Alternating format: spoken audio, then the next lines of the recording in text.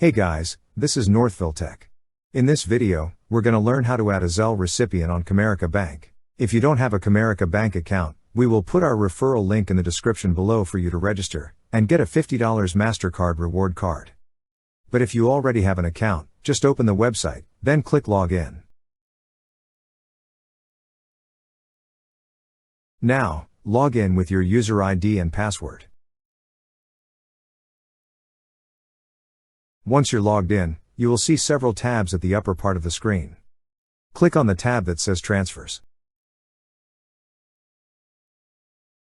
On this page, you will see a blue tab that says New Contact. Click on New Contact. Now you have to enter the required information. First, select the recipient type either for personal or business. In this example, I selected personal. Then enter your first name and last name. You could also add a nickname, but it is just optional. However, if you selected business type, just enter the business name.